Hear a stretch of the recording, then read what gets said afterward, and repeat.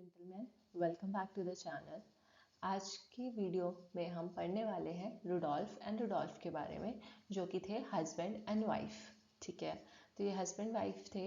And इससे video start करने से पहले मैं आपको बता दूं, ये पॉलिटिकल प्रोसेस इन इंडिया के हम मेजर कमेंटेटर्स पढ़ रहे हैं, जिसका ये पार्ट 2 है। पार्ट 1 में मैं ऑलरेडी आपको रजनी कोठारी के बारे में बता चुकी हूँ, जिसकी स्टोरी हमने रजनीकांत से रिलेट करके पढ़ी थी। तो बहुत इंटरेस्टिंग स्टोरी के साथ मैंने आपको सारी चीज़ें याद कराई थी आपके एग्जाम पॉइंट ऑफ व्यू से। सो आप वो लेक्चर जाके ज़रूर से देखना, लिंक आपको डिस्क्रिप्शन बॉक्स में मिल जाएगा। सो स्टार्ट करते हैं आज का lecture and let's go to our first slide. So जो ये रुडोल्फ एंड रुडोल्फ थे, ये जो आपको लेडीज दिख रही है उनका नाम है सुजैन रुडोल्फ, एंड ये है जो वो है लियोनार्ड रुडोल्फ। ठीक है, सो रुडोल्फ एंड रुडोल्फ में यानी कि उनका सरनेम है, इसलिए हम दो बारी रुडोल्फ बोलते हैं, यानी कि इन दोनों ने मिलके ये सारे वर्क्स, इनकी सारी थ्योरी दोनों ने मिलके दी थी। तो ये लंदन से आते हैं, और लंदन से कहाँ आते हैं, हमारे यहाँ पे इंडिया आते हैं, न्यू दिल्ली में। ठीक है, और वो अपनी इस जर्नी को वो नाम देते हैं डेस्टिनेशन इंडिया का। कैसे आते हैं, कार में बैठ के आते हैं। आपको यहाँ पे दिख रहा है, कार दिख रही है इतनी सुंदर सी, और ये दोनों कार में बैठ के आते हैं, मतलब इंडिया की जर्नी पे निकलते हैं and London to New Delhi आते हैं। प्लस ये इंडिया ने जो डेस्टिनेशन इंडिया का जो वर्क है वो 1956 में लिखा था। तो आजकल डेप्थ में क्वेश्चन पूछता है, या फिर मतलब ऐसे यूनिक पॉइंट्स पूछता है, ना कि सिर्फ घिसे पिटे पॉइंट्स। तो डेस्टिनेशन इंडिया आप याद रखना कि लंदन टू न्यू दिल्ली जो उनका सफ़र था, और इंडिया में उन्होंने क्या क्या देखा। ठीक है, सो वो उन्होंने इसके बारे में इस अपने वर्क में लिखा था, डेस्टिनेशन इंडिया। सो अब चलते हैं, अभी आ गए लंदन से न्यू दिल्ली आ चुके हैं। अब आगे की स्टोरी पढ़ते हैं कि ये जो हस्बैंड वाइफ। सो इनसाइडर आउटसाइडर, ये क्यों लिखा है मैंने, क्योंकि इनसाइडर आउटसाइडर हम बोलते हैं रुडोल्फ एंड रुडोल्फ को। ठीक है, क्योंकि ये बाहर से आए थे, प्लस इनसाइडर यानी कि वो हमारे यहाँ पे इंडिया में आए थे, इसलिए ऐसा लॉजिक मैंने लगाया कि इसलिए इनको इनसाइडर आउटसाइडर बोलते होंगे, बाकी पता नहीं।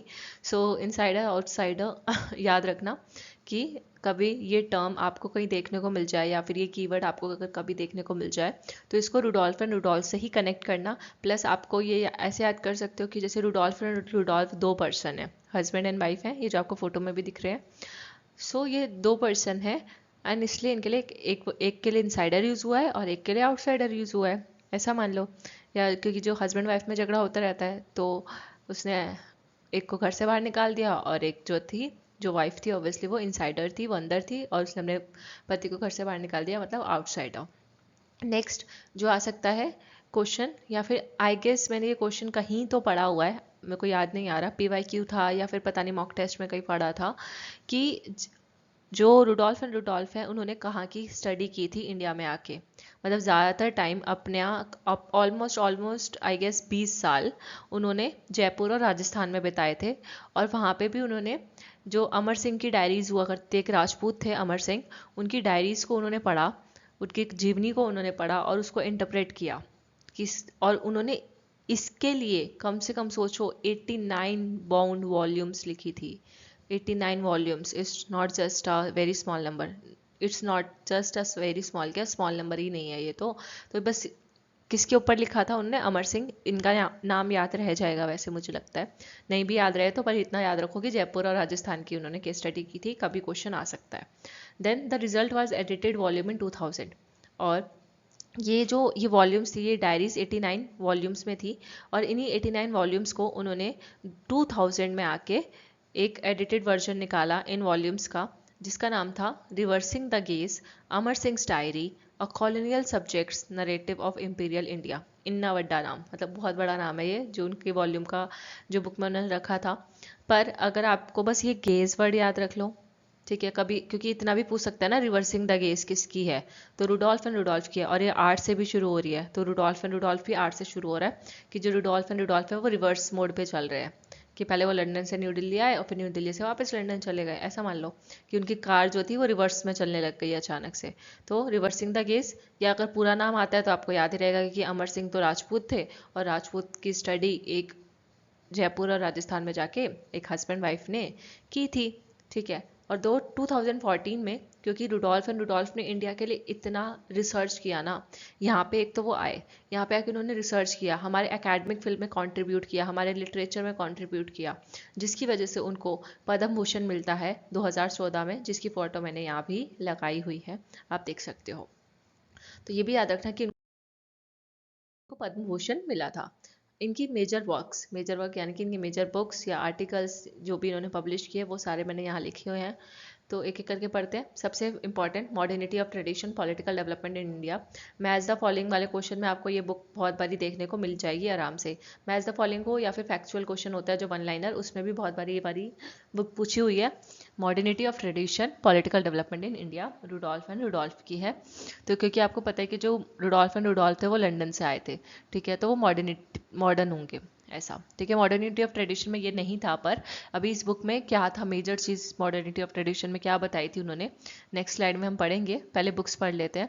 Modernity of tradition, education and politics in India, very very important book. Regional imperative, the administration of US foreign policy towards south Asian states. तो ये भी इन्हीं की बुक है। क्या नाम है इनका? रीजनल इम्पैरेटिव। या तो रीजनल इम्पैरेटिव आ सकता है कभी लिखा हुआ, या तो administration of US foreign policy towards south Asian states. तो ऐसे याद रखो कि इन्होंने साउथ एशियन स्टेट्स की भी स्टडी की थी। Then Gandhi, the traditional roots of charisma.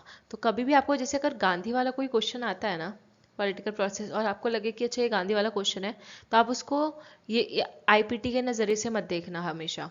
अगर कभी ऑप्शन में रुडोल्फ एंड रुडोल्फ भी है और वो गांधी से रिलेटेड कोई स्टेटमेंट है, तो आप एक बार को ज़रूर सोचना कि हो सकता है कि ये स्टेटमेंट रुडोल्फ एंड रुडोल्फ ने दी हो, क्योंकि उन्होंने गांधी के ऊपर बहुत बहुत काम किया था जब वो इंडिया आए थे। तो उन्होंने 2-3 बार मतलब ऑलमोस्ट अपने 20 से 25 साल गांधी के ऊपर स्टडी करने में भी निकाले थे। और एसेज ऑन राजपूताना, राजपूताना वही जो मैंने अभी आपको बताया अमर सिंह वाला है, तो राजपूताना आपको याद रखना है उस चीज़ से। The traditional roots of charisma, ये गांधी की इनकी बुक थी, Gandhi the traditional roots of charisma. इसमें आपको फंसा के दे सकता है कि अच्छा ये गांधी के ऊपर ये बुक किसने लिखी थी, जेपी नारायण ने, नेहरू ने, या रुडोल्फ ने। तो ये आप याद रखना कि traditional roots of charisma, Gandhi, और even post modern Gandhi and other essays, Gandhi in the world and at home, ये भी रुडोल्फ की है। Then in pursuit of Lakshmi, the political economy of Indian state, very very important. तब ये जो फर्स्ट बुक है और ये वाली जो परसुएट ऑफ लक्ष्मी और मॉडर्निटी ऑफ ट्रेडिशन, हमेशा बहुत बारी पीवाईक्यूज में आई है, ठीक है, रिपीटेड बुक्स है ये, इसलिए मैंने इन दोनों को अंडरलाइन किया है। उसके अलावा explaining Indian democracy, 50 year perspective, तो ये भी बहुत इंपॉर्टेंट बुक है, क्योंकि ये अभी हमें 2022 या फिर आई गेस 2023 के पेपर में देखने को मिली थी। और वो क्वेश्चन भी काफ़ी टफ था, 50 ईयर पर्सपेक्टिव से था, और उसमें पूछा था कि 50 ईयर्स कहाँ से कहाँ तक है, मतलब डेट पूछ ली थी। तो 1956 से लेकर 2006 तक जो पीरियड था 50 साल का, वो इन्होंने अपनी बुक में एक्सप्लेन किया हुआ है कि इस पीरियड में, इन 50 सालों में इंडियन डेमोक्रेसी कैसी रही। तो ये याद रखना कि आप 50 ईयर पर्सपेक्टिव जहाँ पे आ जाए तो वो किसकी बात कर रहे हैं, यानी कि रुडोल्फ एंड रुडोल्फ की बात कर रहे हैं। प्लस ये डेट भी याद रख लो, 56 से 6 तक, 56 इंच का सीना होता है ना, तो रुडोल्फ का 56 इंच का सीना था, 56 से लेकर 6 तक, ये 2006, ठीक है। 56 याद रहेगा तो प्लस उसमें 50 कर दो तो आपको पता चल जाएगा 2006 तक ही होगा, ठीक है। और तो ये हो गई इसकी सारी बुक्स, एक बार इसका स्क्रीनशॉट ले लो या पढ़ लो। और यहाँ पे लिखा हुआ है, ये इंपॉर्टेंट थी इसलिए मैंने इसकी फोटो भी यहाँ पे लगा दी है। Explaining the Indian democracy, the realm of institutions. Then इन्होंने और भी लिखा था, एडिट कुछ कंट्रीब्यूशन अपना इन्होंने एडिट एज अ एडिटर या को एडिटर भी दिया था। तो वो कौन सी बुक्स थी, मतलब ये इनके मेन ऑथर नहीं थे इन तीनों बुक्स के, पर इन्होंने इसमें अपना कंट्रीब्यूशन दिया था। जैसे कि कल्चरल पॉलिटिक्स इन इंडिया, इसमें एडिटर या को एडिटर थे Rudolph and Rudolph. Then idea of Rajasthan, ये इंपॉर्टेंट बुक है इसलिए मैंने यहाँ पे फोटो भी लगा दिया। आइडिया ऑफ राजस्थान इसका पूरा नाम है, the idea of Rajasthan, exploration in regional identity. अगर नहीं दिख रहा तो जूम कर लो, exploration in regional identity, idea of Rajasthan. अब आपको कैसे याद रहेगा कि राजस्थान वाली मैंने आपको बता दिया था कि ये 2 लोग ऐसे थे जो जयपुर और राजस्थान की जिन्होंने केस स्टडी की थी। तो राजस्थान जहाँ पे वर्ड आ रहा है, या जयपुर या कुछ भी, या राजपूत से रिलेटेड, अमर सिंह से रिलेटेड, तो उन सबको आपको रुडोल्फ से कनेक्ट करना है। Even Gandhi, post modern Gandhi, और दूसरा एक और जो बुक थी गांधी से रिलेटेड जो मैंने आपको एक और पीछे बताई, वो भी आपको याद रखनी है, जो करिश्मा था जिसके लास्ट में I forgot this now. Then the experiencing the state, ठीक है, द स्टेट का एक्सपीरियंस कैसे लिया उन्होंने, रुडोल्फ एंड रुडोल्फ ने, वो भी एक बुक है, एक्सपीरियंसिंग द स्टेट। अच्छा, उसके अलावा Lloyd and Susanne Rudolph, a tribute, ये भी एक बुक है। ये रुडोल्फ एंड रुडोल्फ के ऊपर किसने लिखी है, आशुतोष वार्ष्णेय ने लिखी है। तो ये मैंने आपको बोनस फैक्ट बता दिया। आई डोंट थिंक ये आ सकता है, पर फिर मुझे लगा कि आजकल जैसे जो एनटीए है वो ज़्यादातर बहुत अननोन बुक्स पूछ रहा है, ठीक है, कि जिसके नाम किसी ने सुने भी ना हो, तो मैंने कोशिश किया कि मैं डाल देती हूँ कि हो सकता है कभी पूछ ले, तभी मैंने ये 3 बुक्स भी डाल दी कि cultural politics in India, idea of Rajasthan and experiencing the state, plus Rudolph and Rudolph के ऊपर किसने काम किया है, अगर ऐसी कोई बुक आ जाए तो वो आशुतोष वार्ष्णेय ने रुडोल्फ एंड रुडोल्फ को एक ट्रिब्यूट के तौर पे ये एक बुक उनके ऊपर लिखी थी। Then next, political ideas of Rudolph and Rudolf.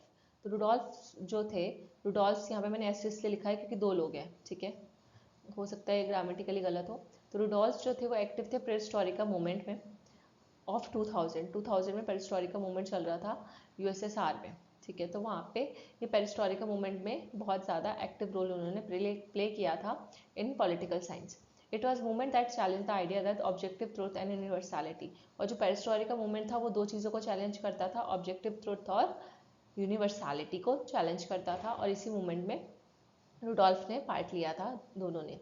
Then they rebelled against the increasing hold of quantitative and mathematical methodology in political science. Plus जो political science जो था बहुत ज़्यादा quantitative हो गया था, बल्कि political science में qualitative चीज़ें होनी चाहिए, right? qualitative methodology का यूज़ होना चाहिए political science में, लेकिन क्या हो रहा था उस टाइम पे political science में जो quantitative और mathematical methodology ज़्यादा यूज़ होने लग गई थी, तो उसके अगेंस्ट थे ये कि एक सोशल साइंस वाले फील्ड में आप इतने ज़्यादा मैथमेटिकल क्वांटिटेटिव क्यों हो रहे हो, आपको एक बैलेंस आउट अप्रोच लेकर चलना चाहिए, तो इसके वो अगेंस्ट थे, ये भी याद रखना।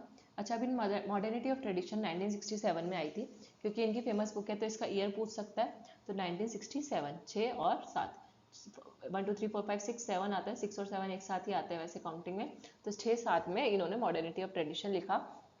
They challenge the common assumption among the Western scholars about the modernization and traditional values. अब ये बता रखा है कि इस बुक में उन्होंने किस चीज़ को चैलेंज किया, जो ये बुक लिखी थी इन्होंने वो किसके ऊपर थी, किसका मतलब इसका टॉपिक क्या था, बेसिस क्या था। तो इस बुक में उन्होंने वो बोलते थे कि जो वेस्टर्न स्कॉलर्स हैं उनका एक असम्पशन है कि जो मॉडर्नाइजेशन के बारे में और ट्रेडिशनल वैल्यूज़ के बारे में इंडिया की, ठीक है, क्योंकि जितने भी वेस्टर्न स्कॉलर्स आते थे वो इंडिया की ट्रेडिशनल वैल्यू को कुछ ना कुछ गलत बता के चले जाते थे, या वो बोलते थे इंडिया तो कभी मॉडर्नाइज हो ही नहीं सकता। तो इन सब पर्सपेक्टिव को वो रुडोल्फ एंड रुडोल्फ खुद बाहर के हैं, लंदन से आए हैं, ठीक है, खुद वेस्टर्नाइजेशन से आए हैं, खुद एक ऐसे वेस्टर्न वर्ल्ड से आए हैं ऑब्वियसली, लेकिन वो फिर भी वेस्टर्न वर्ल्ड के होके भी उन्होंने इंडिया को समझा, ठीक है। तो ये कितनी बड़ी बात है कि बाहर का बंदा आके अपनी जगह को ना देखकर अपने बंदों को क्रिटिसाइज कर रहा है और इंडिया की तारीफ कर रहा है, तो इसी की वजह से उनको मतलब इतना अच्छा कंट्रीब्यूशन था तो कि उनको पद्म भूषण भी मिला था। तो मॉडर्नाइजेशन और ट्रेडिशनल वैल्यूज़ को उन्होंने, जो इसके ऊपर जो लोग बात करते थे वेस्टर्न स्कॉलर्स, इंडिया के खिलाफ जो एक धारणा बना रखी थी मॉडर्नाइजेशन और ट्रेडिशनल वैल्यूज़ को लेकर, उस चीज़ को इन्होंने चैलेंज किया। They show that how in India traditional structures and norms have been transformed. तो कि कैसे इंडिया में जो है ट्रेडिशनल स्ट्रक्चर्स और नॉर्म्स जो हैं वो ट्रांसफॉर्म हो रहे हैं and help to modernising Indian society. और ये जो इंडिया के जो ट्रेडिशनल स्ट्रक्चर्स और नॉर्म्स है वो कैसे इंडिया को मॉडर्निटी में हेल्प कर रहे हैं, मॉडर्नाइज बनाने में हेल्प कर रहे हैं। They rejected the establish western theories of development, तो उन्होंने जो पहले से western theories of development mention थी, क्योंकि इंडिया को लोग जो वेस्टर्न थिंकर्स थे उनके खिलाफ एक ऑलरेडी एक थ्योरी बना चुके थे सब अपने अपने अपने माइंड में, तो उन थ्योरीज ऑफ डेवलपमेंट जो कि वेस्टर्न थ्योरीज ऑफ डेवलपमेंट है इंडिया के लिए, उसको वो चैलेंज करते हैं, रिजेक्ट करते हैं कि ऐसा कुछ भी नहीं है, क्योंकि वेस्टर्न वाले तो वेस्टर्न पॉइंट ऑफ व्यू से सोचते थे, ठीक है, और उन्होंने कभी इंडिया के पॉइंट ऑफ व्यू से उस चीज़ को सोचा ही नहीं। देयरफॉर रुडोल्फ एंड रुडोल्फ जो थे बहुत मतलब इम्पार्शल होके उन्होंने सारी चीज़ें देखी, उन्होंने सिर्फ वेस्टर्न पर्सपेक्टिव से नहीं सोचा, इंडिया के पर्सपेक्टिव से भी सोचा और सजेस्ट किया the alternative ways to understand political developments and change in India. और उन्होंने बोला कि अगर आपको इंडिया को समझना है तो आपको सिर्फ वेस्टर्न पर्सपेक्टिव से नहीं समझना, और भी तरीके हैं पॉलिटिकल डेवलपमेंट को समझने के और इंडिया में जो चेंजेस हुए हैं उसको समझने के। ठीक है, तो ये था सारा मॉडर्निटी ऑफ ट्रेडिशन में उन्होंने क्या क्या बात की। अब यहाँ से हो सकता है कि स्टेटमेंट वाले क्वेश्चन आ सकते हैं, पर जो PYQ है वो एक ही आ सकता है कि मॉडर्निटी ऑफ ट्रेडिशन, प्लस ये आ सकता है कि जो ट्रेडिशनल वैल्यूड और मॉडर्नाइजेशन थे वो वेस्टर्न स्कॉलर्स का जो मत था उसके खिलाफ उसको चैलेंज करते हैं। नेक्स्ट करते हैं ट्रेडिशनल वैल्यूज़, जो भी हम पिछली स्लाइड में बोल रहे थे ना ट्रेडिशनल वैल्यूज़। तो कौन सी 3 ट्रेडिशनल वैल्यूज़ है, अब ये इंपॉर्टेंट है बहुत एग्जाम पॉइंट ऑफ व्यू से। ये 3 ट्रेडिशनल वैल्यूज़ जो कि रुडोल्फ ने दी थी, और बोला था कि इन 3 ट्रेडिशनल वैल्यूज़ की वजह से मॉडर्नाइजिंग इंडियन सोसाइटी बनी थी, मतलब इंडिया में मॉडर्नाइजेशन आया था इनकी वजह से। अब यहाँ पे मॉडर्नाइजेशन का मतलब ये नहीं है कि मॉडर्न कपड़े पहनना या वेस्टर्न कल्चर अडॉप्ट करना। इंडिया के कॉन्टेक्स्ट में मॉडर्नाइज होने का मतलब है मास पार्टिसिपेशन का होना, या मास पार्टिसिपेशन बोल लो या फिर मास मोबिलाइजेशन। तो जब इंडियन सोसाइटी में जब लोगों ने पॉलिटिक्स में पार्टिसिपेट करना शुरू किया, not only politics, in every field, and mobilisation आया इंडिया में, तो उसको उन्होंने बोला कि इंडिया जो था मॉडर्नाइज हो गया था। अब 3 कौन सी वैल्यूज़ थी जिसने इंडिया को मॉडर्नाइज किया। पहली थी कास्ट। कास्ट में वो एग्जाम्पल देते हैं जैसे संस्कृताइजेशन का। कास्ट में वो किसका एग्जाम्पल देते हैं, रुडोल्फ। कास्ट को उन्होंने ट्रेडिशनल वैल्यू क्यों बोला, क्योंकि संस्कृताइजेशन आया था जब टेम्पल एंट्री था। वो टेम्पल एंट्री की शुरुआत हुई थी कि पहले दलित्स को टेम्पल में एंटर नहीं करने दिया जाता था। फिर जो बहुत मतलब ऐसी ऑक्यूपेशंस होती थी अनटचेबल्स की, नालियाँ साफ़ कराना एंड पूफ्स वगैरह उठवाना, तो ये सब ठीक है। तो ये ऐसे रोल्स की बात उन्होंने कास्ट की वैल्यूज़ को समझाते टाइम की। तो उन्होंने बोला कि इसकी वजह से जो कास्ट था as a interest group emerge हुआ, और उसको मतलब कास्ट एज अ क्या हुआ, इंटरेस्ट ग्रुप इमर्ज हुआ, एंड उसको एक्सेस मिला पॉलिटिक्स में। तो ये कास्ट ट्रेडिशनल वैल्यू है। देन मैंने आपको बताया वो महात्मा गांधी को बहुत अडॉर करते थे, तो वो बोलते थे जिस देश में महात्मा गांधी जैसे लीडर हो, उनकी इतनी करिस्मेटिक पर्सनालिटी हो, वो वैल्यूज़, वो ट्रेडिशनल वैल्यूज़ अगर ऐसा बंदा लेकर आता है तो इंडिया तो मॉडर्नाइज होगा ही, क्योंकि महात्मा गांधी की वजह से मोबिलाइजेशन हुआ था, सबको पता है। और गांधी जी ने वर्नाकुलर लैंग्वेजेस का यूज़ किया। तो इस स्टेप में जब वो ट्रेडिशनल वैल्यूज सेकंड समझा रहे होते हैं तो वो बोलते हैं कि महात्मा गांधी ने वर्नाकुलर लैंग्वेजेस का यूज़ किया। उसके अलावा इंडियन सिम्बल्स और इंडियन स्टाइल्स जो कि पॉलिटिक्स में लेकर आए वो। देन बात करते हैं लीगल कल्चर। यहाँ पे लीगल कल्चर यानी कि कस्टमरी लॉज की बात हो रही है। ठीक है, तो हमारे इंडिया में जो कस्टमरी लॉज थे on the basis of customs, वो ज़्यादा प्रिवलेंट थे उस टाइम पे। ठीक है, ब्राह्मणिकल लॉ हुआ करते थे, ब्राह्मणिकल लॉ भी हुआ करते थे, पर वो ब्राह्मणिकल जो ट्रेडिशनल लॉ थे वो इतने प्रिवलेंट नहीं रहे एक टाइम के बाद। जब कस्टमरी लॉज आए, लीगल कल्चर्स आए, तब क्या हुआ, ये इसने हेल्प की इंडिया को मॉडर्नाइज करने के लिए। और इसी में वो नेशनल लॉ कोड और धर्मशास्त्र का भी एग्जाम्पल देते हैं। तो नॉट सो इम्पॉर्टेंट एग्जाम्पल, तो सिर्फ समझाने के लिए थे, बाकी ये 3 चीज़ें आप याद रखना। According to Rudolph and Rudolph, protest कब होता है, तो प्रोटेस्ट से रिलेटेड उन्होंने क्या बोला था, प्रोटेस्ट से रिलेटेड उन्होंने बोला था कि हमेशा एक इंटरवेनिंग एजेंसी मैंने यहाँ लिखा हुआ है, इंटरवेनिंग एजेंसी या तो कोई आउटसाइड पार्टी हो सकती है या कोई प्रेशर ग्रुप हो सकता है जो कि किसी मुद्दे को लेकर लड़ता है और उसकी वजह से प्रोटेस्ट होता है। इसको और अच्छे से हम समझ सकते हैं, ये क्या बोल रहे हैं कि जैसे कोई गरीबी है, ठीक है, किसी के पास लैंड नहीं है, जो कि स्टेटस लोगों का डिक्लाइन हो रहा है, वो दिन बर दिन इकोनॉमिकली वीक होते जा रहे हैं, तो क्या उसकी वजह से प्रोटेस्ट होना और उसकी वजह से पॉलिटिकल मोबिलाइजेशन होता है इंडिया में? वो कहते हैं नहीं, इन मुद्दों की वजह से होता है प्रोटेस्ट, पर इन मुद्दों को जब तक कोई इंटरवेनिंग एजेंसी ना आए, ठीक है, तब तक प्रोटेस्ट नहीं हो सकता। तो इन मुद्दों को, इन इश्यूज़ को डील करने के लिए हमें एक इंटरवेनिंग एजेंसी की ज़रूरत पड़ती है जो कि प्रोटेस्ट करती है। क्या आपको लगता है कि जो लोग गरीब होंगे, जिनके पास लैंड नहीं होगा, उनमें इतनी हिम्मत होगी कि वो प्रोटेस्ट करें? एक तो पहले ही घर में खाने के लाले पड़े हैं और वो प्रोटेस्ट करें और अपना काम धंधा जो थोड़ा बहुत मिल रहा है वो भी छोड़ दें? ऐसा नहीं होता। उनको किसी के आउटसाइड सपोर्ट की, प्रेशर ग्रुप की ज़रूरत पड़ती है, जो कि एक लॉजिकल बात है जो कि रुडोल्फ ने नोटिस की थी जब वो इंडिया आए थे। Next point, India as a weak strong state. ये भी बहुत बारी PYQ में पूछा हुआ है कि वीक स्ट्रॉन्ग स्टेट का जो पॉइंट है वो कौन से थिंकर बोलते हैं। तो वीक इंडिया को उन्होंने वीक स्टेट भी बोला था और इंडिया को उन्होंने स्ट्रॉन्ग स्टेट भी बोला था। तो उन्होंने एक ऐसे कंपैरेटिव स्टडी करी थी कि इंडिया वीक स्टेट क्यों है और इंडिया एक स्ट्रॉन्ग स्टेट क्यों है, मतलब एक तरीके से वो प्रॉज एंड कॉन्स बता रहे हैं। तो पहले हम पढ़ते हैं इंडिया एक स्ट्रॉन्ग स्टेट क्यों है according to Rudolph and Rudolph. वो बोलते थे कि हम इंडिया जो था ना उसने बहुत बड़ी बड़ी इंडस्ट्रियल जो सेक्टर्स थे, लार्ज बेसिक इंडस्ट्रियल सेक्टर्स, उनको उन्होंने बहुत अच्छे से मैनेज किया, इसलिए वो एक स्ट्रॉन्ग स्टेट है। दूसरा, it's centralism has minimise political conflict, plus हमने क्या सेंट्रलाइजेशन अडॉप्ट किया था, ठीक है। जो हमारे यहाँ पे जो सेंट्रलाइजेशन होने की वजह से हमने पॉलिटिकल कन्फ्लिक्ट को बहुत अच्छे से मिनिमाइज कर पाए। उन्होंने ये नहीं बोला कि पॉलिटिकल कन्फ्लिक्ट बिल्कुल हुए ही नहीं, उन्होंने ये बोला कि पॉलिटिकल कन्फ्लिक्ट हुए लेकिन इंडिया इतना स्ट्रॉन्ग स्टेट था कि वो कम से कम पॉलिटिकल कन्फ्लिक्ट हो उसको वो मैनेज कर पाया। तीसरा, the steel frame of a professional bureaucracy. अब भी देखो ये थोड़ा ये बोल रहे हैं, स्टील फ्रेम से कंपेयर कर रहे हैं हमारे प्रोफेशनल ब्यूरोक्रेसी को, जो कि एक अच्छी बात है कि जो हमारे यहाँ की ब्यूरोक्रेसी थी इतनी प्रोफेशनल थी, एक स्टील की तरह, एक स्टील फ्रेम जितना वो होता है स्ट्रांग होता है वैसी ही हमारे यहाँ की ब्यूरोक्रेसी थी, जिसकी वजह से जो हमारा स्टेट का अपार्चे यानी कि स्टेट का सिस्टम, स्टेट का स्ट्रक्चर वो इलेबोरेट हो पाया और एक्सपेंड हो पाया, इसलिए इंडिया एक स्ट्रॉन्ग स्टेट है। तो 3 चीज़ें हमें पता लग गई कि वो स्ट्रॉन्ग स्टेट है। एक तो ब्यूरोक्रेसी की वजह से, दूसरा पॉलिटिकल कन्फ्लिक्ट हमने बहुत कम होने दिए, और तीसरा हमने इंडस्ट्रियल सेक्टर को भी मैनेज किया, ठीक है। एक मतलब हमने इंडस्ट्रियल सेक्टर यहाँ पे क्रिएट किए, उसलिए भी ये स्ट्रॉन्ग स्टेट है। नेक्स्ट है India as a weak strong state, ये वही हेडिंग लिखी हुई है। तो इसमें उन्होंने अब स्ट्रॉन्ग और सेंट्रलिस्ट करेक्टर जो था इंडियन स्टेट का उसको वो थोड़ा सा और इलेबोरेट करते हैं।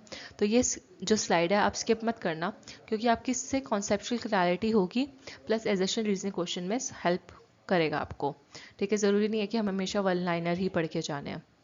कभी कभी आपने देखा होगा आप हमेशा स्टेटमेंट बेस वाले क्वेश्चन में फंस जाते हो कि पता नहीं है कि नहीं, क्योंकि आपको प्रॉपर आपने पढ़ा हुआ नहीं होता।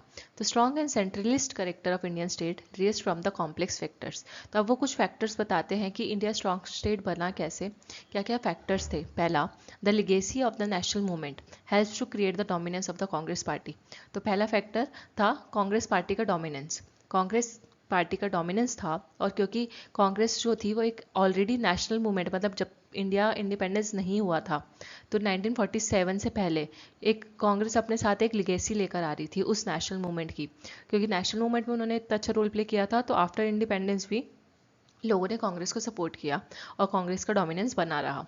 तो ये भी एक स्ट्रॉन्ग और सेंट्रलिस्ट कैरेक्टर है इंडियन स्टेट का, जिसकी वजह से, या फिर आप बोल सकते हो जिसकी वजह से इंडियन स्टेट को एक स्ट्रॉन्ग और सेंट्रलिस्ट कैरेक्टर मिला, वो था डोमिनेंस ऑफ कांग्रेस पार्टी। दूसरा रीज़न जिसकी वजह से इंडिया स्ट्रॉन्ग स्टेट बना वो था capital and labour classes constitute a small part of the economy and these classes are controlled by the state.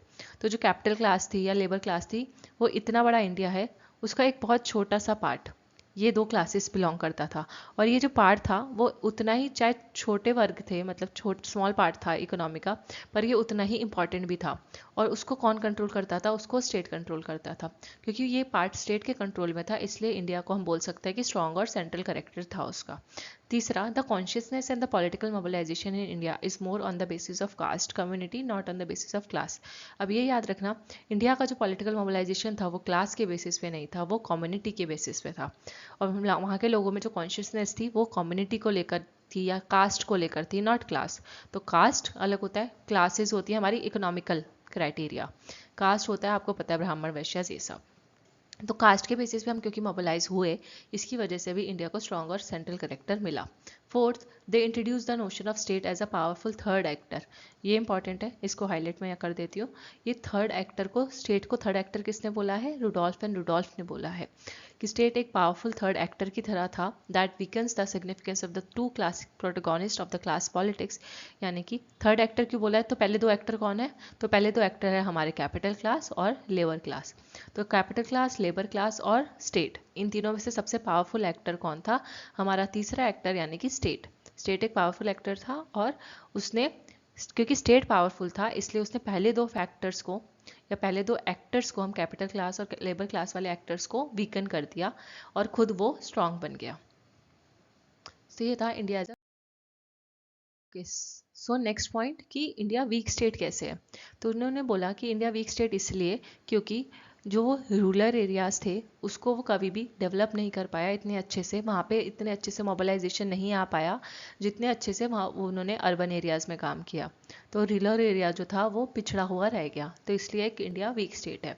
दूसरा, rising levels of mobilisation and इन्फ्रिज, कि मोबिलाइजेशन जो था एक टाइम के बाद बहुत ज़्यादा होने लगा, इसलिए इंडिया जो है एक वीक स्टेट है। तीसरा, deinstitutionalisation of the state and the Congress during Indira Gandhi reign.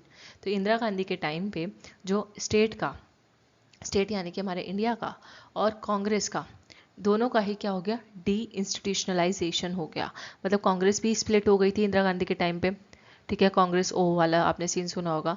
तो लोग जो थे मॉडरेट एक्सट्रीमिस्ट वाले जो थे अलग अलग छोड़ के जाने लग गए थे, और स्टेट में भी विभाजन होने लग गया था, कास्ट के बेसिस पे, क्लास के बेसिस पे, इन सब के बेसिस पे। तो ये इसलिए इंडिया को इन सब चीज़ों ने वीक स्टेट बना दिया। चौथा, कुछ अनऑफिशियल सिविल वॉर्स भी हुए, ठीक है। हम सिविल वॉर यहाँ पे इसलिए आपको ये वर्ड भी पता होना चाहिए, अनऑफिशियल। ऐसा नहीं है सिविल वॉर हुआ, अनऑफिशियल सिविल वॉर मतलब जहाँ पे कास्ट और क्लास के बीच में इतनी लड़ाइयाँ होने लग गई थी, ठीक है। तो कास्ट वर्सेस क्लासेस की लड़ाइयाँ होने लग गई थी। वो क्लासेस में जैसे मिडिल क्लास है, अपर क्लास है, तो ये मिडिल क्लास में, अच्छा रिच क्लास जो होंगे वो रिच क्लास कोई भी हो सकता है वो ब्राह्मण भी रिच हो सकता है। अब पैसा तो कोई भी कमा सकता है, इंसान तो सारे हैं। जब और मान लो अनटचेबल्स थे या एससी थे, ठीक है, तो वो रिच हो गए, तो अब उनकी क्लास चेंज होनी चाहिए ना, कि वो अब है तो अनटचेबल, कास्ट उनकी वही है, लेकिन क्लास में चेंज आ गया उनके, वो रिच हो गए। तो उस यही जो थे आपको क्लैशेस देखने को मिल रहे थे कास्ट और क्लास के बीच में, जिसकी वजह से उसको वो अनऑफिशियल सिविल वॉर का नाम देते हैं। रुडोल्फ एंड रुडोल्फ इस क्लैशेस को अनऑफिशियल सिविल वॉर का नाम देते हैं। सो अब बात करते हैं next, religion fundamentalism. Religion fundamentalism की वजह से क्या हुआ, क्लीवेजेस क्रिएट हो गए, क्लीवेजेस यानी कि तकरार क्रिएट हो गई, too difficult to be handle by the state. तो रिलीजन फंडामेंटलिज्म की वजह से भी जो स्टेट इतने ज़्यादा क्राइसिस होने लगे कि स्टेट उसको हैंडल नहीं कर पाया, इसलिए इंडिया एक वीक स्टेट है। Then decline of Congress dominance. अब इंदिरा गांधी के बाद क्या हुआ, कांग्रेस का डोमिनेंस डिक्लाइन होने लगा। पहले तो हर बार कांग्रेस ही जीतती थी, अब बाकी पार्टीज भी मर्ज होने लगी, तो कांग्रेस डोमिनेंस डिक्लाइन होने लगा और वोटर्स की जो वॉलेटिलिटी थी वो बढ़ने लगी, इसलिए वो बोलते हैं इंडिया जो है एक वीक स्टेट बना उस टाइम पे। वॉलीटैलिटी का यहाँ पे मतलब है वायलेंस से रिलेटेड, कि जो वोटर्स थे वो ज़्यादा वायलेंट होते जा रहे थे, ठीक है। वो मतलब इस नॉर्मल कंडीशंस नहीं थी वोटिंग सिस्टम की। इलेक्शन के टाइम पे भी बहुत दंगा फसाद होने लग गया था, करप्शन होने लग गया था, माल प्रैक्टिसेस होने लग गई थी, ठीक है, जैसे पोलिंग बूथ पे होता ही है। सो वो सब चीज़ें होने लगी, इसलिए इंडिया को उन्होंने वीक स्टेट बोला था। चलो तो ये हो गया हमारा। अब बात करते हैं इन परसुएट ऑफ लक्ष्मी में क्या इंपॉर्टेंट पॉइंट्स थे। तो और इससे पहले आप याद रखना कि जो मॉडर्निटी ऑफ ट्रेडिशन बुक थी उसमें कभी आपको ये पूछ सकता है कि जो ट्रेडिशनल वैल्यूज़ हैं या इंडिया को मॉडर्नाइज करने की बात है, जो हमने 3 ट्रेडिशनल वैल्यूज़ पढ़ी ना अभी पीछे, कास्ट और फिर उसके बाद charismatic leadership of Mahatma Gandhi, then हमने पढ़ा लीगल कल्चर। तो ये जो ट्रेडिशनल वैल्यूज़ की बात उन्होंने कहा की थी मॉडर्निटी ऑफ ट्रेडिशन में की थी। वैसे ही आपसे पूछ सकता है कि परसुएट ऑफ लक्ष्मी में उन्होंने ये 4 मेजर थीम लिख के दे देगा और ये कौन सी बुक में उन्होंने लिखी, ये भी पूछ सकता है। तो उन्होंने ये जो मेन थीम्स है ये क्या लिखा है, चलो पढ़ते हैं। The evolution of the politics and economic factors in India since independent under 4 main themes. तो रुडोल्फ एंड रुडोल्फ ने इन 4 थीम के अंडर ये फैक्टर्स बताए कि इंडिया में इंडिपेंडेंस के बाद क्या क्या पॉलिटिकल और इकोनॉमिक फैक्टर्स थे, ठीक है, क्या क्या पॉलिटिकल और इकोनॉमिक फैक्टर्स इवॉल्व हुए, उसको उन्होंने 4 थीम्स के अंडर समराइज किया। पहली थीम उन्होंने दी परसुएट ऑफ लक्ष्मी में, अच्छा इसका पूरा नाम भी याद रखना है, persuade of Lakshmi the political economy of Indian state, यहाँ लिखा है persuade of Lakshmi the political economy of Indian state, ये पूरी फुल फॉर्म याद रखना। सो परसुएट ऑफ लक्ष्मी में उन्होंने बोला the state and it's institutional structure. तो ये पहला थीम था उनका, the state and the institutional structure की बात करते हैं वो सबसे पहले। देन सेकंड वो बात करते हैं functioning of political parties and the changing pattern of electoral support to the Congress. Then बात करते हैं the relation between economics and politics, economics और पॉलिटिक्स का रिलेशन। देन बात करते हैं role of selected demand groups in the Indian politics, कि Indian politics में डिमांड ग्रुप्स का क्या रोल है वो। अभी जब हम कमांड डिमांड पॉलिटी पढ़ेंगे तब हम उसमें डिमांड ग्रुप्स के बारे में पढ़ लेंगे, पर ये थीम्स आप याद रख सकते हो स्टेट का। देन फंक्शन, पहले हम स्टेट एज ए इंस्टीट्यूशन, ठीक है, फिर इंस्टीट्यूशन के फंक्शंस क्या होते हैं, फंक्शंस के बाद वहाँ पे इकोनॉमिक्स फंक्शन कर रहा है तो कुछ ना कुछ पैसों के लिए कर रहा होगा, ठीक है, इकोनॉमिक्स आ जाएगा, पॉलिटिक्स आ जाएगा, एंड लास्ट में कोई ना कोई डिमांड रखी जाएगी, डिमांड ग्रुप्स होंगे, उसका रोल। तो ये 4 इन्होंने बताए थे। और changing pattern of electoral support भी, ये भी याद रखना। चलो, तो in pursuit of Lakshmi the political economy of Indian state, उन्होंने एग्रीगेरियन क्लास को 4 सब क्लासेस में डिवाइड किया था। This is very very important, इससे हमेशा क्वेश्चन आते हैं, स्पेशली इस वाले 3rd पॉइंट से। तो 4 क्लासेस कौन सी थी, जिन पहली थी एग्रीकल्चरल लेबरर्स होते हैं, मतलब एग्रीकल्चर में 4 सब क्लासेस कौन कौन सी होती हैं। एक एग्रीकल्चर लेबर्स होते हैं, एक स्मॉल होल्डर्स होते हैं, एक बुलॉक कैपिटलिस्ट होते हैं, और चौथा लार्ज लैंड ओनर्स होते हैं। मतलब ऐसा मान के चलो, small land owners, large land owners, ये दोनों एक साथ याद हो गए। देन अब एग्रीकल्चर है तो लेबर भी लगेगी, तो लेबरर्स, प्लस जो एक यूनिक पॉइंट है वो थे बुलॉक कैपिटलिस्ट। तो कौन थे, बुलॉक कैपिटलिस्ट भी आपको याद रखना है। अब बात करते हैं बुलॉक कैपिटलिस्ट की, कि बुलॉक कैपिटलिस्ट कौन थे इन पॉलिटिकल इकोनॉमी, क्योंकि इससे बहुत बार क्वेश्चन आता है, तो इसलिए मैंने आपको इसके लिए अलग से समझा रही हूँ, बाकी 3 चीज़ें आपको पता होंगी। बुलॉक कैपिटलिस्ट जो थे एक new economically and politically influential class थी, जो कि रुडोल्फ का ही ये इन्वेंट किया हुआ टर्म है। बुलॉक कैपिटलिस्ट रुडोल्फ का ही दिया गया टर्म है कैपिटलिस्ट के लिए, जिसमें वो बोलते हैं कि ऐसी ये एक पॉलिटिकली इन्फ्लुएंशियल क्लास थी और इकोनॉमिकली, मतलब इनको कैपिटलिस्ट क्यों बोल रहे हैं वो, क्योंकि बड़े बड़े लैंड ओनर्स हुआ करते थे, ठीक है, इनके पास बहुत बड़ी बड़ी ज़मीनें हुआ करती थी, 2.5 से लेकर 14.9 एकर्स तक की ज़मीन होती थी इनके पास, तो इसलिए उनको वो कैपिटलिस्ट बोलते हैं। चाहे वो एग्रीकल्चर में काम करते थे लेकिन बहुत अमीर थे। और ये जो नई क्लास इमर्ज हुई थी वो ग्रीन रेवोल्यूशन के बाद इमर्ज हुई थी, ग्रीन रेवोल्यूशन हुआ था उसके बाद ये क्लास इमर्ज होती है। Yet, bullock cultivators were more numerous and controlled more land than other categories. ठीक है, तो ये नंबर में भी ज़्यादा थे बुलॉक कैपिटलिस्ट, और इनके पास लैंड भी बहुत ज़्यादा हुआ करता था, जो मैंने आपको बताया। और ये कौन हुआ करते थे बुलॉक कैपिटलिस्ट, उन्होंने किसको बोला, मिडल पीजेंट्स को और सेल्फ कल्टिवेटर्स को, जो कि इंडिपेंडेंट थे और प्रॉस्परस लाइफ जी रहे थे, मतलब अच्छी लाइफ जी रहे थे और इंडिपेंडेंट थे। Then this class was politically influential class, और ये पॉलिटिक्स में भी इनका बहुत इन्फ्लुएंस होता था। इकोनॉमिकली तो अच्छे थे ही, इंडिया में इनका पॉलिटिकली लेवल पे भी अच्छा खासा इन्फ्लुएंस था। सो रुडोल्फ इनको इंडियन सिस्टम को एज अ बुलॉक कैपिटलिज्म बोलते हैं। क्या बोलते हैं, रुडोल्फ हमारे इंडियन सिस्टम को बुलॉक कैपिटलिज्म बोलते हैं। तो ये याद रखना, बस इतना याद रखो कि ग्रीन रेवोल्यूशन के बाद आए थे, इनके पास बहुत बड़ी बड़ी ज़मीनें हुआ करती थी, और ये पॉलिटिकली और इकोनॉमिकली इन्फ्लुएंशियल थे। पढ़ते हैं एक नया टॉपिक रुडोल्फ एंड रुडोल्फ का, जिसमें वो बोलते हैं there is a tussle between command and demand polity, कि कमांड और डिमांड पॉलिटी में हमेशा एक टसल चलती रहती है। कैसे, कमांड पॉलिटी क्या होती है, जिसमें स्टेट जो है हेजेमोनिक रोल प्ले करता है, मतलब कि स्टेट का डोमिनेंस होता है किसके ऊपर, सोसाइटी की डिमांड्स के ऊपर, और इस स्टेट को हम मोनोपोलिस्टिक या ओलिगोपोलिस्टिक स्टेट भी बोलते हैं। Whereas on the other hand जो डिमांड पॉलिटी है, उसमें क्या होता है, उसमें जो है हम यानी कि पब्लिक डोमिनेट करती है किसको, स्टेट को, क्योंकि हम डिमांड का काम किसका होता है, डिमांड कौन करता है, स्टेट से, पब्लिक करते हैं यानी कि हम करते हैं। तो डिमांड पॉलिटी में हम आएंगे और हम स्टेट को डोमिनेट करेंगे, ठीक है, और कैसे डोमिनेट करेंगे, in the form of electoral pressure. तब ये लाइन जो है रुडोल्फ एंड रुडोल्फ ने बोली है कि ये जो प्री इलेक्शंस का टाइम होता है ना, वो हमारा टाइम होता है, मतलब वो डिमांड पॉलिटी का टाइम होता है, कि जहाँ पे स्टेट, मतलब जहाँ पे पब्लिक को पूरा पूरा हक होता है कि वो कोई भी डिमांड करेगी, क्योंकि इलेक्शन का टाइम है, तो जो स्टेट है वो उस डिमांड को पूरा करेगा जीतने के लिए, इलेक्शन जीतने के लिए। और कमांड पॉलिटी का जो टाइम होता है, जिसमें स्टेट का दबदबा होता है, स्टेट डोमिनेट करता है और सोसाइटी की डिमांड को इतना नहीं माना जाता, वो होता है पोस्ट इलेक्शन वाला एरा, कि इलेक्शन हो गए, चलो पार्टी जीत गई, अब चलो 4-5 साल बाद देखेंगे जब दोबारा इलेक्शंस होने होंगे, तब तक हम डिमांड को साइड में रख देते हैं। तो जो वो बोलते हैं कि जो कमांड पॉलिटी वाला एरिया है, उसमें जो स्टेट है, क्योंकि इलेक्शंस हो जाते हैं तो वो लॉन्ग टर्म बेनिफिट के लिए काम करता है, ऐसा नहीं है कि वो काम नहीं करता। कमांड पॉलिटी में स्टेट लॉन्ग टर्म बेनिफिट के लिए काम करता है, पर सोसाइटी की हर डिमांड को नहीं मानता। और डिमांड पॉलिटी में स्टेट जो है फिर भी काम करता है, स्टेट डिमांड पॉलिटी के टाइम पे भी काम करता है, पर जो उस टाइम है वो गवर्नमेंट उसको शॉर्ट टर्म बेनिफिट्स देती है, जैसे रोड बना दी है, सीवर लाइन लगवा दी, ठीक है, ये शॉर्ट टर्म बेनिफिट्स देके उनको खुश करती है, और वोटिंग का मतलब एक ही तरीका होता है। ये मैं नहीं कह रही, ये रुडोल्फ ने बोला था, ठीक है। And command and tussle between होता है कमांड एंड डिमांड पॉलिटी। तो ये लाइन भी आप याद रखना, बहुत बारी PYQ आ चुका है कि कमांड डिमांड पॉलिटी कौन किस इसकी बात कौन करता है।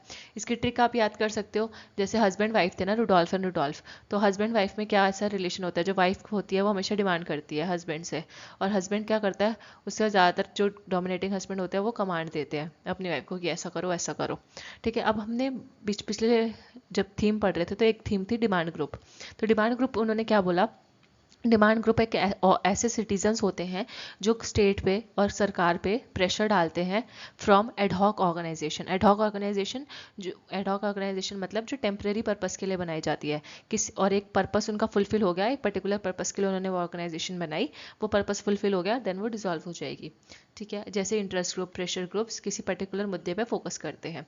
तो ये बोलते हैं कि जो डिमांड ग्रुप्स है ना, वो ऑर्गेनाइज एसोसिएशन से डिफरेंट है, जैसे कि अपोजिशन पार्टीज हो गई, इंटरेस्ट और प्रेशर ग्रुप, ये सारे कौन कौन है, ये प्रेशर डालते हैं ना सारे जो रूलिंग पार्टी होती है उस पर, opposition parties, interest groups, pressure groups, employers association या ट्रेड यूनियंस, तो ये सब क्या है, ऑर्गेनाइज्ड एसोसिएशन है, ये भी प्रेशर क्रिएट करती हैं।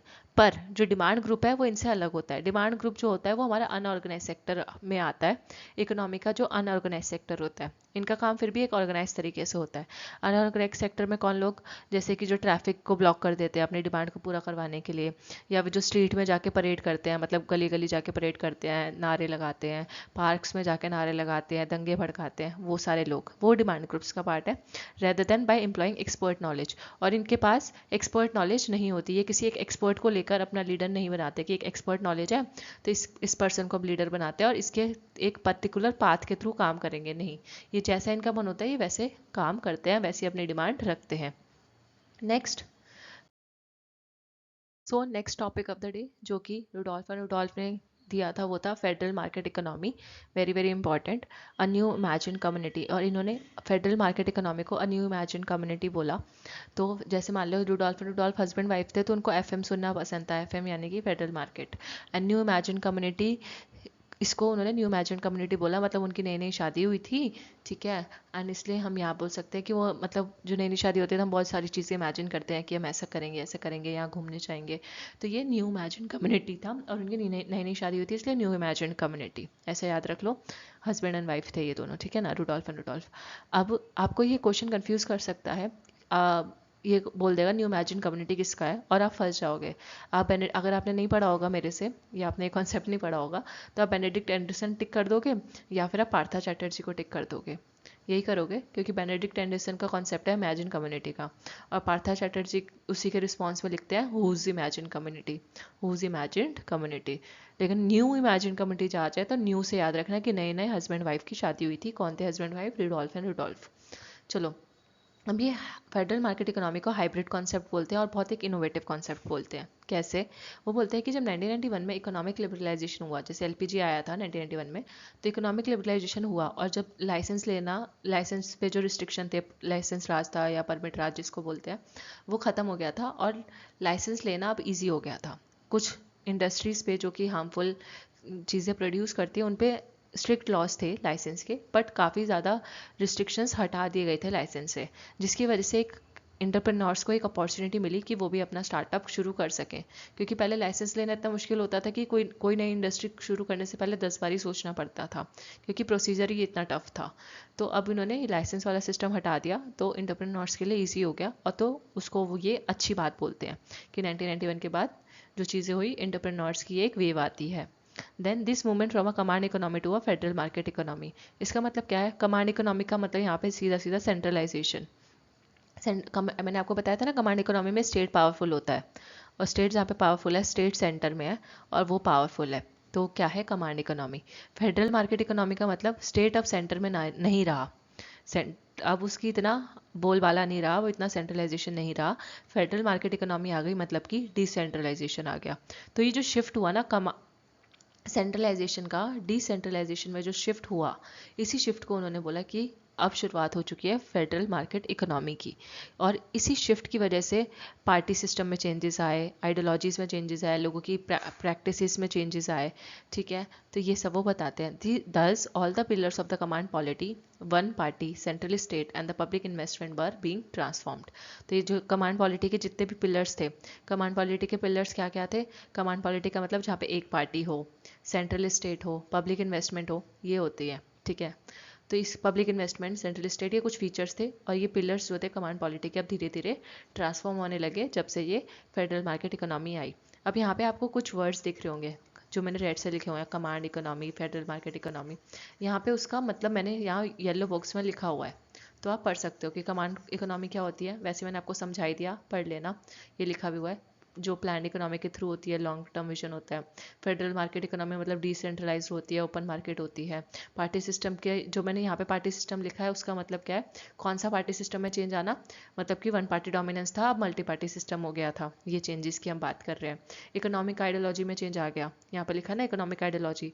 इकोनॉमिक आइडियोलॉजी में चेंज आने का मतलब कि न्यू इकोनॉमिक पॉलिसी 1991 आ चुकी थी, तो ये चेंज आया था। Then explaining Indian democracy 50 year perspective, ये भी बुक है, मैंने आपको बताया था ना अभी थोड़ी देर पहले। तो ये बुक में उन्होंने 50 ईयर परस्पेक्टिव लिखा। 50 ईयर मैंने बताया था 56 इंच का सीना से लेकर 2006 तक, ये थे 56 से लेकर इतने क्राइसिस, मतलब 50 साल का क्राइसिस ये था। ठीक है, तो यहाँ पे ये रुडोल्फ एंड रुडोल्फ की बुक का मैंने फोटो डाली हुई है। इस बुक में उन्होंने क्या बोला था, उन्होंने इलेक्शन कमीशन ऑफ इंडिया को bulwark for free and fair elections in India बोला। This is a very important PYQ कि किसने बोला कि election commission is a bulwark for free and fair elections in India. Election commission जो है free and fair elections करवाता है, ऐसा रुडोल्फ एंड रुडोल्फ ने बोला था।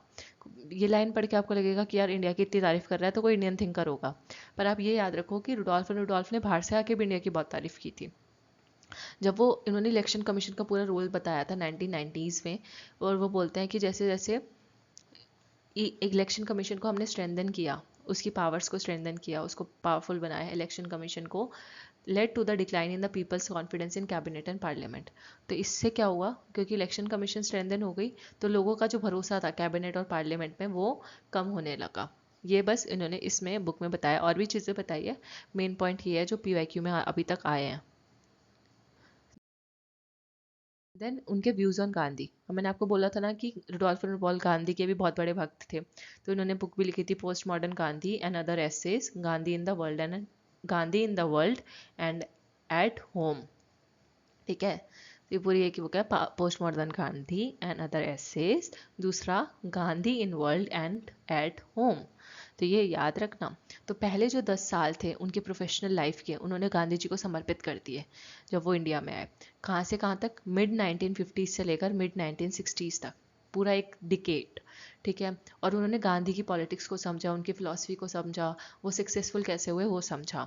और जो मॉडर्निटी ऑफ ट्रेडिशन जो टर्म है, उन्होंने इसी टर्म का यूज़ करते हुए गांधी के बारे में लिखा था कि मॉडर्निटी ऑफ ट्रेडिशन का मैं मेन क्रेडिट गांधी को देता हूँ, जिसमें मैंने आपको ट्रेडिशनल वैल्यूज जब बता रही थी, तो जो सेकंड ट्रेडिशनल वैल्यू थी उसमें गांधी से रिलेटेड ही उन्होंने बोला था कि गांधी की वर्नाकुलर लैंग्वेज, ठीक है, गांधी की करिस्मेटिक लीडरशिप, इसने इंडिया को मॉडर्नाइज किया।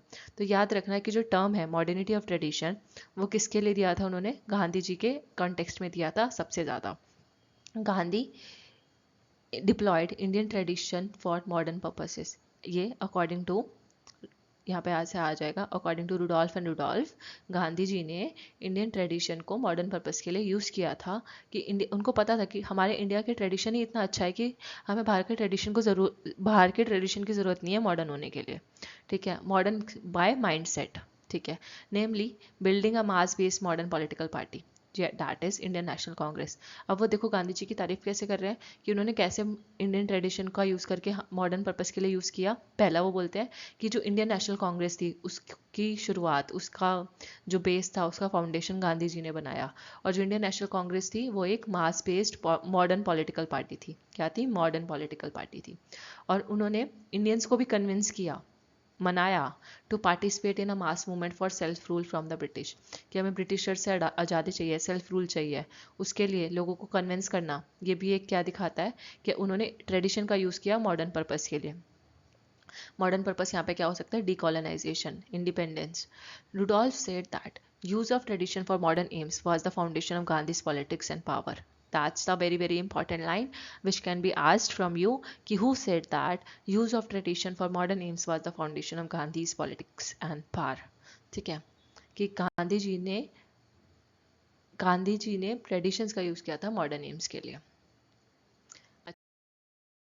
अच्छा, views on tradition and caste. अब ट्रेडिशन एंड कास्ट पे क्या क्या व्यू थे, तो उन्होंने बोला कि जो कास्ट है should not be viewed as an obstacle.